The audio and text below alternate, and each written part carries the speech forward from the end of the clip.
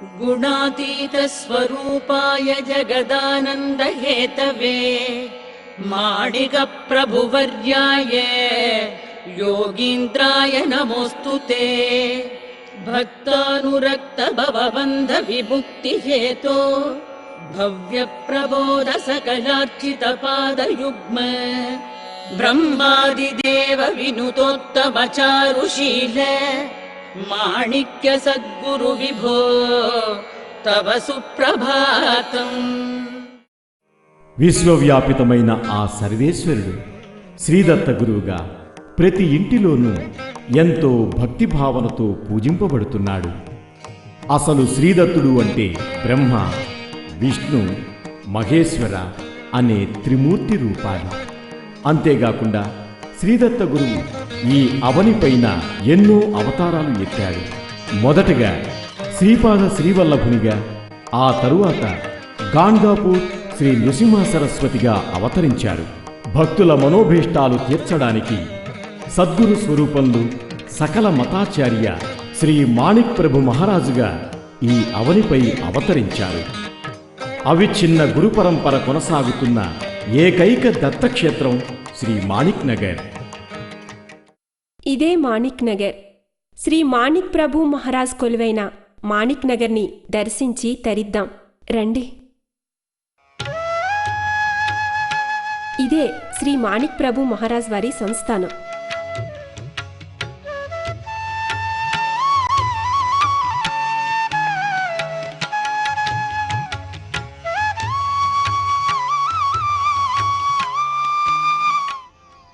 శ్రీ మాణిక్ ప్రభు మహారాజ్ భక్త కార్యకల్పద్రుమ త్రిభువనానంద సకల మతాల స్థాపితమైన ఈ గ్రామమే శ్రీ మాణిక్ ప్రభు మహారాజ్ కొలువైన మాణిక్ నగర్.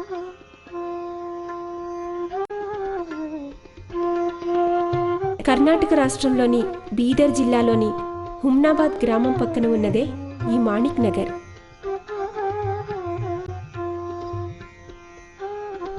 శ్రీరామునికి గొప్ప భక్తులైన శ్రీ మనోహర్ నాయక్, అతని భార్య బయ్యమ్మలకు శ్రీరామనవమి రోజున దత్తగురువు దర్శనమిచ్చి నేను మీ ఇంట జన్మిస్తాను అని చెప్పగా 1817వ సంవత్సరంలో సరిగ్గా దత్త జయంతి రోజున ఆ దంపతులకు శ్రీ మాణిక్ ప్రభు మహారాజ్ జన్మించారు. శ్రీ ప్రభువుల వారిలో చిన్నప్పటి నుంచి దైవత్వం అందరికీ కనపడసాగింది. తన తండ్రి మరణానంతరం తన మామగారి ఊరైన కళ్యాణ్లో ఉండేవారు. అదే ప్రస్తుతం బసవ కళ్యాణ్గా పిలువబడుతోంది. శ్రీ ప్రభువుల వారు చిన్నప్పటి నుండి చేసిన మహత్యాల వల్లే ఆయన పేరు నలుదిక్కులా వ్యాపించింది. కానీ వ్యాపార దృక్పథంతో ఆలోచించే వారి మామకి ఇదంతా నచ్చేది కాదు. శ్రీ మాణిక్ ప్రభు మహారాజ్ చిన్ననాటి నుండి చాలా సూక్ష్మబుద్ధి కలవారు, ఎంతో తెలివైనవారు, ఏకసంతాగ్రాహి, వ్రాయడంలో నేర్పరి. వేరే ఏదైనా పని చేసుకుని బ్రతకొచ్చు కదా అని వారి మామ శ్రీ ప్రభువుల వారికి చెక్ పోస్ట్లో ప్రభుత్వోద్యోగం ఇప్పించారు. కానీ ప్రపంచంలోని బరువు బాధ్యతలన్నీ ప్రభువుల వారిపైనే ఉన్నాయి కదా, అందుకే చెక్ పోస్ట్లో వచ్చే ప్రభుత్వ ఆదాయాన్ని పేద ప్రజలకు పంచిపెట్టేవారు. అందువల్లనే ఆ ఉద్యోగం నుండి తొలగింపబడ్డారు. తన 16వ ఏటనే వారి మామగారు శ్రీ మాణిక్ ప్రభు మహారాజ్ వారిని ఇంట్లో నుంచి వెళ్ళగొట్టారు.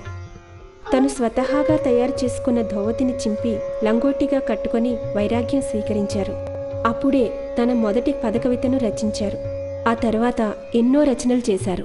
సంపూర్ణంగా ఇల్లును వదిలివేసిన రోజు నుండి శ్రీ ప్రభువుల వారు ఇంచుమించు భారతదేశమంతా పాదయాత్ర చేశారు. దేశంలోని అన్ని పుణ్యక్షేత్రాలు దర్శించారు. ప్రతి చోట తన పదకవితలను కానుకగా సమర్పించుకున్నారు. గంగోత్రి, హరిద్వార్, ఋషికేశ్, బద్రీనాథ్, కేదార్నాథ్, పండరీపురం, తుల్జాపురం, శ్రీశైలం మరియు తిరుపతి వంటి అనేక పవిత్ర పుణ్యక్షేత్రాలకు ప్రభువు రాకతోనే జీవనోద్ధారణ జరిగింది. ఉదాహరణకు అమృతకుండం, చాల్కాపూర్, కేతకి లేదా కేతు సంఘం మొదలైనవి. ఇలా పరిణామం చెందుతున్న క్రమంలో శ్రీ మాణిక్ ప్రభు మహారాజ్ కళ్యాణ్ నుండి స్థిర నివాసంగా ఒక కొత్త ప్రదేశానికి వచ్చారు. ఆ స్థలమే ఈరోజు మాణిక్ నగర్గా ప్రసిద్ధిగాంచింది. ఈ ఊరే శ్రీ ప్రభువుల వారి స్థిర నివాసం కావడంతో కాలక్రమేణా ఇది ఒక నూతన పుణ్యక్షేత్రంగా మాణిక్ నగర్ అని శ్రీ మాణిక్ ప్రభువుల వారి పేరుతోనే ఆవిర్భవించింది. ఈ ప్రదేశం ప్రకృతి అందాలకు నిలయమైంది. ఇప్పుడు ఎంతో చూడముచ్చటగా కనిపించే ఈ ప్రదేశం వాస్తవానికి ఒకప్పుడు శాపానికి గురైన ప్రదేశంగా భావించబడేది. ఈ ప్రదేశంలో చాలా దౌర్జన్యాలు జరిగేవి. అమాయకుల రక్తం చిందడంతో ఈ నేల మోడుబారిపోయింది. కానీ శ్రీ ప్రభువుల వారి రాకతో ఈ ప్రదేశం పూర్తిగా మారిపోయింది. ఎక్కడైతే అంతకుముందు నిరాదరణతో నిస్సహాయతతో ఆర్తనాదాలు వినపడేవో ఆ ప్రదేశం ఇప్పుడు మంగళవాద్యాలతో మారుమోగిపోతోంది. పట్టపగలే సంచరించేందుకు భయపడే చోట ఇప్పుడు రాత్రి కూడా భక్తులతో శ్రీ ప్రభువారి దర్బారు కిక్కిరిసిపోతోంది. ఇక్కడ జరిగే ప్రభువారి దర్బారు ఒకప్పటి రాజదర్బారును సైతం మించిపోయింది. ఇదిగో ఇదే శ్రీ మాణిక్ ప్రభు మహారాజు వారి సంస్థానం. దుఃఖంతో బాధతో ఉండే వాళ్ళకి ఇక్కడ ఎంతో ప్రేమ ఆప్యాయత లభించేవి. మాకు భక్తులను ఆదుకోవటమే తెలుసు, దూరం చేసుకోవడం తెలియదు అని ప్రభువుల వారు చాలాసార్లు అనేవారు. ఇక్కడే ఈ ప్రదేశంలోనే భక్తులకు ప్రసాదం ఇచ్చేవారు. అవి ఆశీర్వాదం, గురుకృప, జీవనోద్ధారం అనబడే ప్రసాదాలుగా భక్తులకు అందించేవారు. ఆయన చరిత్రలో మహత్తరమైన సంఘటనలు చాలా ఉన్నాయి. శ్రీ షిరిడీ సాయిబాబా శ్రీ ప్రభువుల వారి దర్శనార్థమై ఆయన దర్బారుకు హాజరయ్యారు. ఆ విశేషం గురించి ఇప్పుడు తెలుసుకుందాం. ఒకరోజు ఓ విచిత్రం జరిగింది.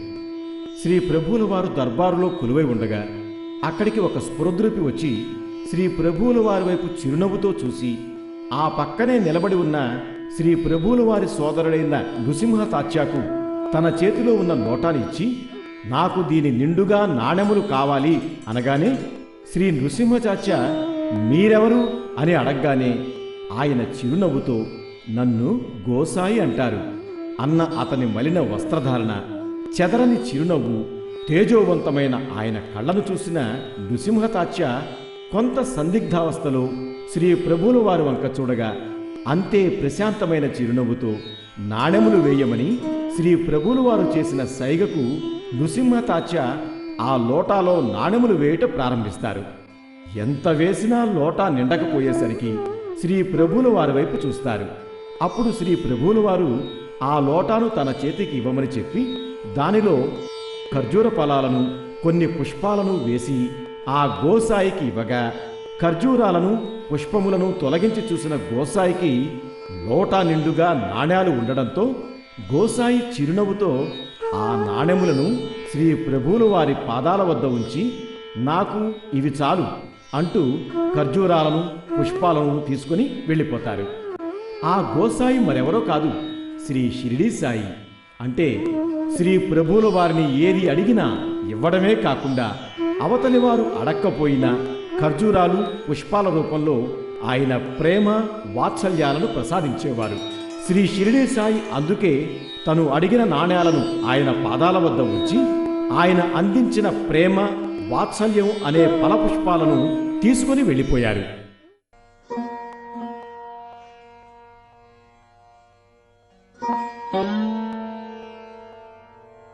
శ్రీ మాణిక్ ప్రభు మహారాజ్ 1865 సంవత్సరంలో సమాధి అయ్యారు. ఈ విశిష్టమైన సజీవ సమాధి యొక్క తిథిని ముందుగానే నిర్ణయించారు. తనకు చాలా ప్రియమైన 4 శిష్యులకు దీని గురించి ముందుగానే వివరించారు. ఆ సమాధి స్థలం వాళ్ళ ద్వారానే తీసుకున్నారు. మోక్షం అందించే మార్గశిర శుద్ధ ఏకాదశి తిథిని నిర్ణయించి 1865 సంవత్సరంలో అదే దత్త జయంతి ఉత్సవం రోజున మహారాజ్ సమాధి అయ్యారు. దీనిని మోక్షదాయక ఏకాదశి అని కూడా అంటారు. ఇలా సజీవ సమాధి అయిన వారు చాలా తక్కువ మంది ఉన్నారు. ఉదాహరణకు మంత్రాలయంలోని శ్రీ రాఘవేంద్ర స్వామి, అలందిలోని శ్రీ జ్ఞానేశ్వర మహారాజ్. శ్రీ ప్రభువారి సమాధి మందిరంలో దత్తగురువు గారి పీఠం శ్రీ ప్రభువుల వారిచే ప్రతిష్ఠించబడింది. కానీ ఆ పీఠం ఖాళీగా ఉండేది. అది ఎందుకు ఖాళీగా ఉంది అని అడిగిన వారితో దానిపై నీ ఇష్టదైవం ఆసీనమైనట్లుగా భావించి స్మరించుకోవచ్చు. అది శంకరుడుగాను, ఆంజనేయుడుగాను, శ్రీ వెంకటేశ్వర స్వామిగాను, శ్రీ కనకదుర్గమ్మగాను ఇలా ఎవరి ఇష్టదైవాన్ని వారు స్మరించుకోవడానికి వీలుగా ఆ పీఠాన్ని ఖాళీగా ఉంచాను అని చెప్పేవారట. అనగా ఎవరి మధ్య భేదభావాలు లేవని శ్రీ ప్రభువుల వారు ప్రపంచానికి చాటి చెప్పారు. सद्गुरु दयाळे गुरु महाराज गुरु दत्ता परब्रह्म सद्गुरु. శ్రీ మాణిక్ ప్రభు మహారాజ్ సమాధి ప్రక్కనే ఉన్న ఈ ఔదుంబరు వృక్షం ఎంతో ప్రాచీనమైనది. శ్రీ దత్తగురు చరిత్రలో ఈ మేడి చెట్టుకు ఎంతో ప్రాముఖ్యత ఉంది. శ్రీ మాణిక్ ప్రభు మహారాజ్ మొదటిసారి మాణిక్ నగర్ వచ్చినప్పుడు ఇక్కడే కూర్చున్నారని చరిత్ర చెబుతోంది. ఈ పవిత్రమైన మేడి చెట్టు చుట్టూ ప్రదక్షిణలు చేయడంతో మన శరీరంలో అద్భుతమైన శక్తి ప్రవహిస్తుంది. మనసులోని భయం తొలగిపోయి వారు నిర్భయులవుతారు. శ్రీ మాణిక్ ప్రభు మహారాజ్ వారు మాణిక్ నగర్ రాకముందు నుండి ఉన్న ఈ మేడి చెట్టు వయసు సుమారు 200 నుండి 250 సంవత్సరాలు ఉంటుందని నమ్మకం. ఈ మేడి చెట్టు యొక్క మరొక విశిష్టత చెప్పాలి అంటే అక్కల్కోట్ శ్రీ స్వామి సమర్థ వారు మొదటిసారి మాణిక్ నగర్ వచ్చినప్పుడు ప్రభువుల వారితో కలిసి ఈ మేడి చెట్టు కిందే ధ్యానం చేసేవారు.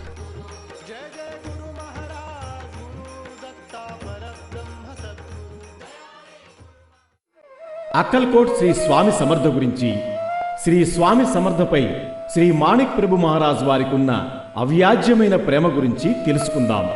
అక్కల్కోట్ శ్రీ స్వామి సమర్థ ఎక్కడ నుండి అక్కల్కోటకు వచ్చారో, ఎక్కడివారో ఎవరికీ తెలియదు. ఆ విషయం అడిగిన వారికి శ్రీ స్వామి సమర్థ, నేను హిమాలయాల నుంచి వచ్చాను. అనేక ప్రదేశాలు చుట్టి వచ్చిన నేను 6 నెలలు మాణిక్ నగర్లోని మాణిక్ ప్రభు మహారాజ్తో కలిసి ఉన్నానని చెప్పేవారట.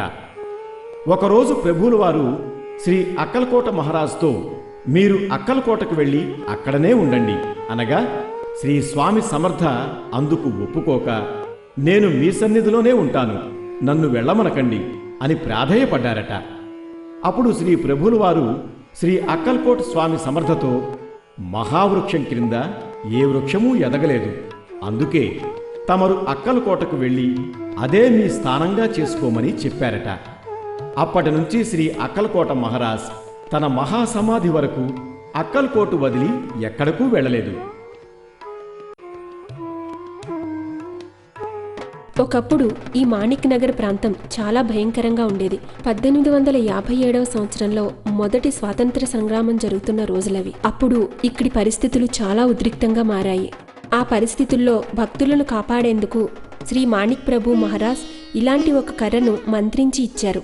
ఈ కర్రను సట్కా లేదా యోగదండం అని అంటారు. ప్రతికూల పరిస్థితులన్నీ అనుకూలంగా మారిన తరువాత ఈ యోగదండాన్ని తిరిగి ఇవ్వాలని శ్రీ మాణిక్ ప్రభు మహారాజ్ భక్తులకు సూచన చేశారు.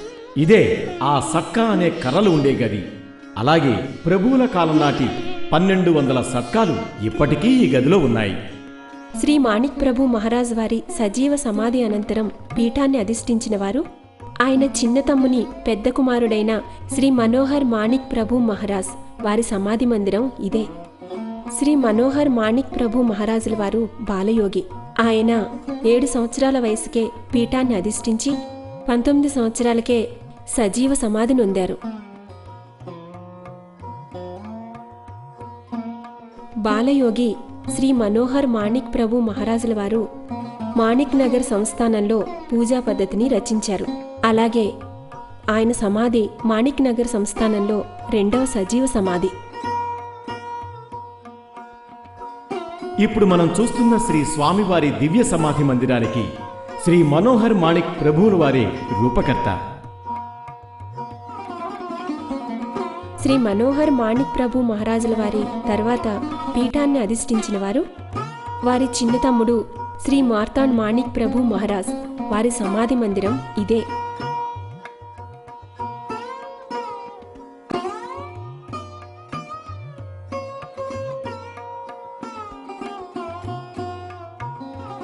శ్రీ మార్తాండ్ మాణిక్ ప్రభువుల వారిని రాజయోగి అని పిలిచేవారు. వీరు వేదాంత శాస్త్రం, మంత్రశాస్త్రం, అలాగే సంగీత శాస్త్రంలో ఎంతో ప్రావీణ్యం గడించారు. వీరు శ్రీ జగద్గురు ఆది శంకరాచార్యులు ప్రతిపాదించిన అద్వైత సిద్ధాంతానికి వ్యాఖ్యానం చేస్తూ రచించిన జ్ఞాన మార్తాండ అనే గ్రంథం కాశీ పండితులచే కొనియాడబడి అభినవ శంకరాచార్యులు బిరుదును గడించారు. శ్రీ మార్తాండ్ మాణిక్ ప్రభు మహారాజుల వారి తర్వాత పీఠాన్ని అధిష్ఠించిన వారు వారి చెల్లెలి కుమారుడైన శ్రీ శంకర్ మాణిక్ ప్రభు మహారాజ్ వారి సమాధి మందిరం ఇదే. మాణిక్ నగర్లో ఈ రోజుకి ఒకే ఒక సామాజిక సంఘ సంస్కర్తగా శ్రీ శంకర్ మాణిక్ ప్రభు మహారాజ్ అని చెప్పుకోవచ్చు. వీరు క్రాంతికి చిహ్నంగా నిలిచేవారు. మాణిక్ నగర్ సంస్థానం యొక్క పీఠాన్ని అధిష్ఠించి వారు ఎన్నో సేవా కార్యక్రమాలు నిరాటంకంగా చేశారు.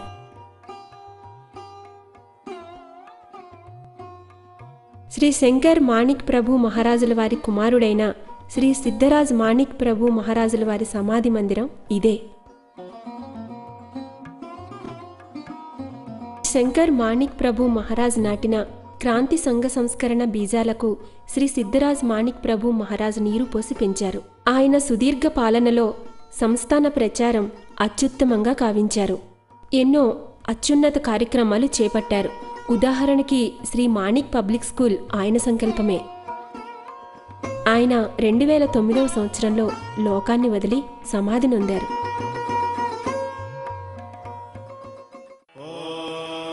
శ్రీ సిద్ధరాజ్ మాణిక్ ప్రభు మహారాజ్ తరువాత ఆ పీఠాన్ని అధిష్ఠించిన వారే శ్రీ జ్ఞానరాజ్ మాణిక్ ప్రభు మహారాజ్. శ్రీ సిద్ధరాజ్ మహారాజు వారి జ్యేష్ఠపుత్రుడైన శ్రీ జ్ఞానరాజ్ మాణిక్ ప్రభు మహారాజ్ ఒక గొప్ప వ్యక్తి, ఇంకా కావ్య రచయిత. వంశపారంపర్యంగా వస్తున్న పీఠాన్ని అధిరోహించి కూడా యాగ మంత్రాలతో జన సంబంధాల్ని ఏర్పరచుకున్నారు.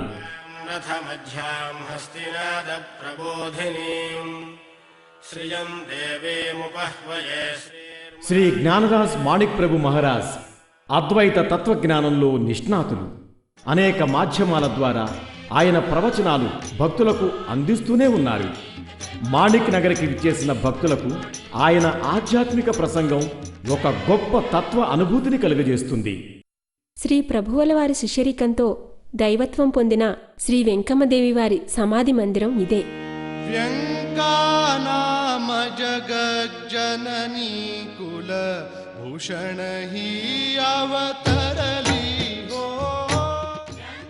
వైశ్యకులంలో పుట్టిన శ్రీ వెంకమ్మదేవి బాలవితంతువు.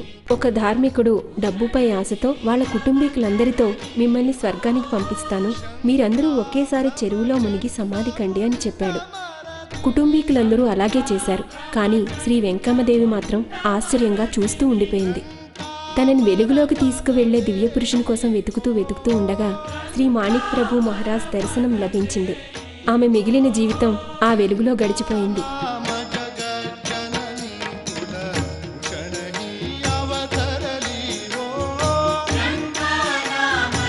మాణిక్ నగరంలో శ్రీ మాణిక్ ప్రభు మహారాజ్ వారి సమాధి మందిరంతో మొదలైన దర్శనం శ్రీ వెంకమ్మదేవి దర్శనం కాకుండా ముగియదు అనేది ప్రతీతి.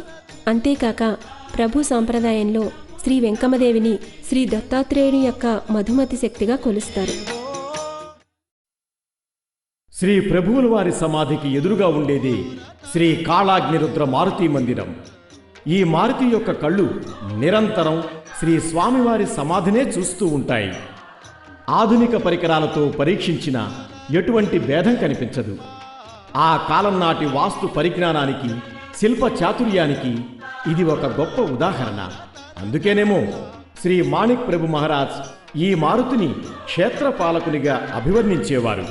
ఈ సందర్శనలో ఆఖరి ఘట్టం శ్రీ కాళాగ్ని రుద్ర మారుతి మందిరం. మాణిక్ నగర్ నుండి బయలుదేరే ముందు శ్రీ మారుతి మందిరం దర్శించుకోకుండా వెళ్ళలేరు. ఎందుకంటే శ్రీ బజరంగ బలి రూపాన్ని ఎంత చూసినా తనివి తీరదు. శ్రీ ప్రభువుల వారికి అనేక మంది ముస్లిం భక్తులు ఉండేవారు. వారు శ్రీ ప్రభువుల వారిని మెహబూబ్ సుబానీ అవతారంగా భావించేవారు. వారి సజీవ సమాధి అనంతరం ముస్లిం భక్తులకు ఒక ప్రార్థనా మందిరం ఉండాలని ప్రభువుల వారు భావించారు.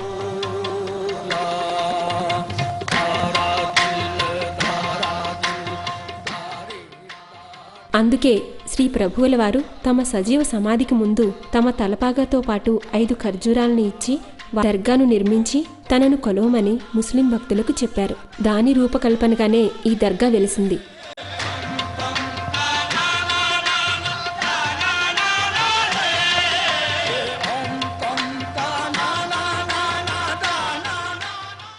శ్రీ ప్రభువుల వారికి ఖురాన్ యొక్క సంపూర్ణ జ్ఞానం ఉండేది. ఒక ముస్లిం భక్తుడు ప్రభువుల వారిని ముస్లిం ధర్మం స్వీకరించమని పంతం పట్టాడు. అప్పుడు ప్రభువుల వారు, నేనసలు ముసల్మాన్గా మారాల్సిన అవసరం ఏంటి? నేను స్వతహాగా ముసల్మాన్నే అని, ప్రభువుని రబ్ ఉల్ అలమీన్ అంటారు. అంటే దానర్థం సర్వాంతర్యామి అని ఆ ముస్లిం భక్తునికి చెప్పారు. అప్పుడు ఆ భక్తుడు ఎంతో సంతోషించాడట. నిజంగా శ్రీ ప్రభువుల వారి వాక్చాతుర్యం ఈ సంఘటనతో నిరూపితమైంది.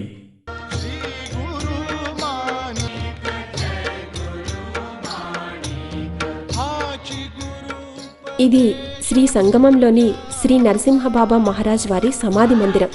వీరు శ్రీ మార్తాండ్ మాణిక్ ప్రభు మహారాజుల వారి కుమారులు. శ్రీ నరసింహబాబా మహారాజ్ ఎన్నో సంవత్సరాలు సంస్థానంలోని భాండాగారంతో పాటు ఎన్నో సేవా కార్యక్రమాలు చూసుకునేవారు. శ్రీ నరసింహబాబా మహారాజ్ సమాధి ముందరే ఉన్న ఈ పుణ్యతీర్థమే విరజ మరియు గురుగంగా అనే 2 పుణ్యనదుల పవిత్ర సంగమం.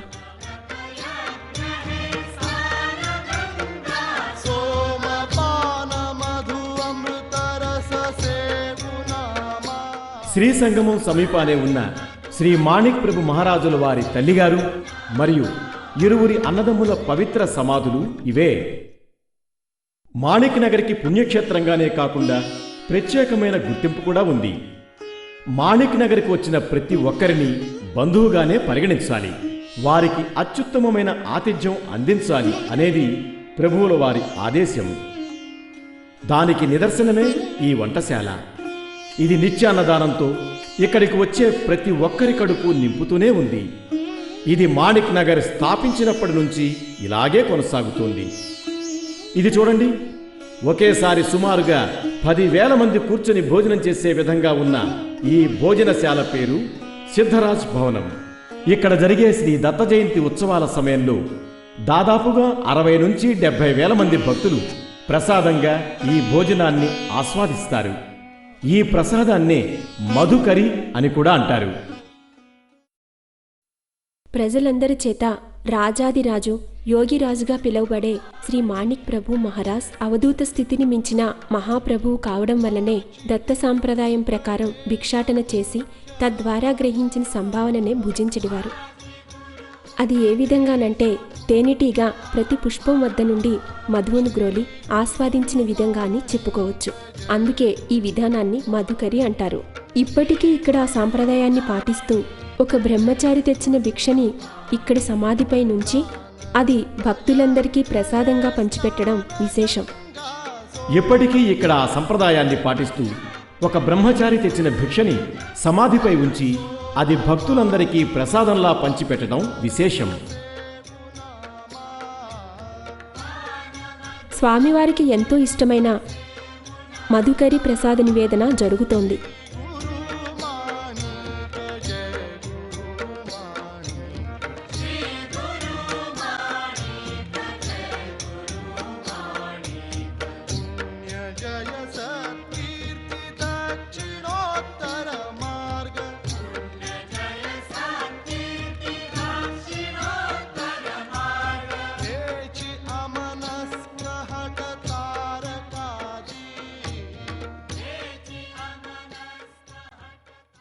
మాణిక్ నగర్లో వివిధ రకాల ఉత్సవాలు జరుపుతారు. దానిలో ముఖ్యమైనది శ్రీ ప్రభువుల వారి జయంతి ఉత్సవం, అనగా శ్రీ దత్త జయంతి ఉత్సవం. శ్రీ ప్రభువు పుణ్యతిథి నుండి ప్రభువు జన్మదినం వరకు 5 రోజుల వేడుకలకు భారతదేశం నలుమూలల నుండి వేల సంఖ్యలో భక్తులు పాల్గొంటారు. శ్రీ ప్రభువు వారి జయంతి ఉత్సవ సమయంలో జరుపుకునే రాజోపచార పూజ కన్నుల పండుగగా జరుగుతుంది.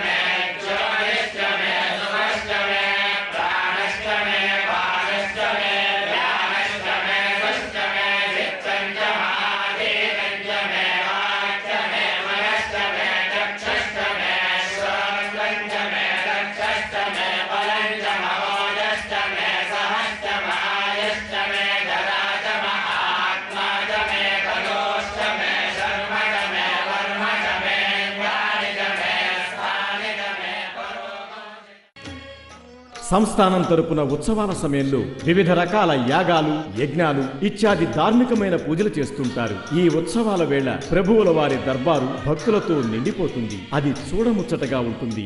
ఇక ఇక్కడ నిత్యం జరిగే ప్రభువారి సమాధి అభిషేకం, హారతి కనుల పండుగగా ఉండి భక్తుల హృదయాలను పులకింపచేస్తాయి. ఘనైక జ్ఞాన మంగళా మాణిక చిత్ఘనైక జ్ఞాన మంగళా మాణిక మనోహరాఖ్య సత్య ప్రియ విశ్వమంగళా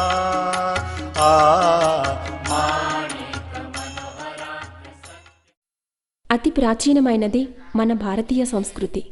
అందులోని వేదాలు చాలా గొప్పవి. ఆ వేదాల జ్ఞానాన్ని భావితరాలకు అందించాలని, ఆ వేద పరంపర కొనసాగించేందుకు శ్రీ మాణిక్ ప్రభు వేద పాఠశాల, సంస్కృత పాఠశాల కృషి చేస్తున్నాయి.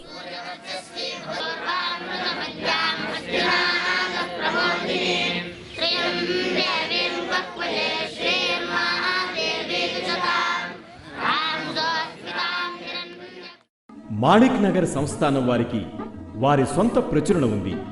దాని ద్వారా వివిధ గ్రంథాలు ప్రచురించారు. అందులో ముఖ్యమైనవి శ్రీ మాణిక్య ప్రభు చరిత్ర, శ్రీ ప్రభువుల వారి పారాయణం మరియు చరితామృతం. వీటిల్లో ఎన్నో పద్యాలతో కూడుకున్న పద కవితమాల ముఖ్యమైనది. సంస్థానం తరపున మాణిక్ రత్న అనే మాసపత్రిక తెలుగు, మరాఠీ భాషల్లో ప్రచురించబడుతుంది. సంగీత ప్రియులతో కూడుకున్న మాణిక్ ప్రభు సంస్థానం వారు మాణిక్ ప్రభు పదఘట్టాలను సీడీల ద్వారా భక్తులకు అందిస్తున్నారు. వీటిలో 7 వారాల భజన, గాన మార్తాండ, బోధ మార్తాండ, సిద్ధసుధ మొదలైనవి కొన్ని. ఇదే శ్రీ మాణిక్ ప్రభు సంస్థానం వారు నిర్వహిస్తున్న అంధ విద్యాలయం. ఎంతో మంది వెనుకబడిన తరగతుల వారికి, పేదవారికి హాస్టల్ వసతిని కల్పిస్తున్నారు. శ్రీ సిద్ధరాజ్ మాణిక్ ప్రభువుల వారు సంకల్పించిన మాణిక్ పబ్లిక్ స్కూల్ ఇదే. మాణిక్ సంస్థానం వారు నిర్వహిస్తున్న Manik public school CBSE school.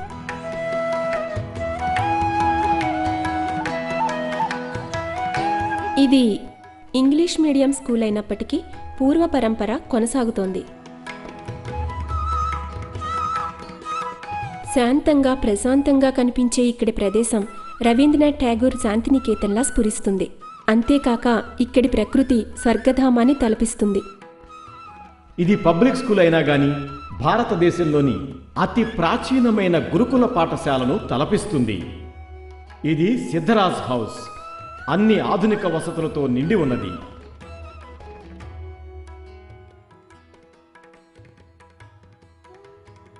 చాలా బాగుంది కదా ఈ స్విమ్మింగ్ పూల్. అంతర్జాతీయ ప్రమాణాలు గల ఈ స్విమ్మింగ్ పూల్ పేరు మాణిక్ సరోవర్. ఇక్కడ జిల్లా ఇంకా రాష్ట్ర స్థాయి పోటీలకు కూడా శిక్షణ ఇస్తూ ఉంటారు. ఈ మాణిక్ నగర్కు విచ్చేసే భక్తుల సౌకర్యార్థం ఇక్కడ వివిధ రకాల ధర్మసత్రాలున్నాయి. అవి మధుమతి నిలయం, శంకర్ కృప, మాణిక్ విహార్, ఇంకా ఈ మార్తాండ్ విలాస్. హైదరాబాద్ ముంబై జాతీయ రహదారిలో హుమ్నాబాద్ పట్టణం సమీపంలో ఉన్న ఈ మాణిక్ నగర్ హైదరాబాద్ నుండి సుమారు 150 కిలోమీటర్ల దూరంలో ఉంది. ఇప్పుడు మనం హుమ్నాబాద్ బస్టాప్ దగ్గరలో ఉన్నాం. హైదరాబాద్ నుంచి వచ్చే భక్తులు హైదరాబాద్ నుంచి గుల్బర్గా బస్ ఎక్కినట్లయితే ఈ హుమ్నాబాద్లో దిగి ఇక్కడికి కేవలం 1 కిలోమీటర్ దూరంలో ఉన్న మాణిక్ నగర్ని చేరుకోవచ్చు. ఇప్పటి వరకు మనం మాణిక్ నగర్ చూశాం. శ్రీ మాణిక్ ప్రభు గురించి తెలుసుకున్నాం. ఈ సంస్థానం ఒక గొప్ప మహావృక్షంలా ఎలా విస్తరించిందో ప్రత్యక్షంగా తెలుసుకున్నాం. దానిని తనివి తీరా ఆస్వాదించాం. కానీ విశిష్టమైన విషయం ఒకటి మిగిలి ఉంది. అది శ్రీ జ్ఞానరాజ్ మాణిక్ ప్రభు మహారాజ్ వారి ద్వారా తెలుసుకుందాం. వందే దత్తావధూతం విధిహరి శివరూపాత్మకం దేశికాద్యం శ్రీపాద శ్రీదవాక్యం శ్రిత విపదపహం చిద్ఘనైకం ద్వితీయం తార్తీయం నృసింహం యతికుల తిలకం భక్తకార్యామరద్రుమం వందే మాణిక్య ప్రభుం తం సకలమత గురుం శుద్ధసత్వం చతుర్థం. ప్రతి ఒక్క జీవిలోనూ ఒక్కటే ఆత్మతత్వం వ్యాపించి ఉంది. అందుకే ఆ ఆత్మల మధ్య భేదం లేదు. ఆ ఆత్మ ఒక్కటే, అఖండమైనది, అది సచ్చిదానంద రూపమైనది. ఆ ఆత్మ మధ్య భేదం అనేది లేదు. అందుకే మాణిక్యప్రభు మహారాజ్ ఎలాంటి మతమైనను ఎలాంటి సంప్రదాయమైనను మనం నిందించకూడదు, ప్రేమగా ఆదరించండి అంటారు. అందరినీ ఆదరిస్తూనే మన ధర్మాన్ని రక్షించండి, అలాగే దాన్ని ఎల్లప్పుడూ కాపాడే బాధ్యత అందరిపైన ఉంది. ఇదే తత్వజ్ఞానం మాణిక్య ప్రభువుల సకలమత సంప్రదాయంగా ప్రసిద్ధమైనది. అన్ని ప్రాంతాల్లో శ్రీ దత్త భక్తులు ఉన్నారు. భక్తులు దత్తక్షేత్రాలను సందర్శిస్తుంటారు. మాణిక నగరానికి వచ్చి ప్రభువారి ఆశీర్వాదం పొందనంత వరకు దత్తక్షేత్ర యాత్ర పూర్తి కాదు. అందుకే ఎంతో ప్రేమతో, అమితమైన ఆనందంతో ప్రతి ఒక్కరూ మాణిక నగరానికి రావాలని, ప్రభువారి సమాధి దర్శనం చేసుకొని మహాప్రసాదం తీసుకోవాలని మరియు ప్రభు కృపా ఆశీర్వాదానికి పాత్రలు కావాలని ప్రభుచరణ దర్శనంతో క్షేమ, స్థైర్య, వీర్య, విజయ, ఆరోగ్య, ఐశ్వర్యాలతో వర్ధిల్లాలని మనస్ఫూర్తిగా మాణిక్య ప్రభు మహారాజును ప్రార్థిస్తున్నాను. జయ గురు మాణిక్య.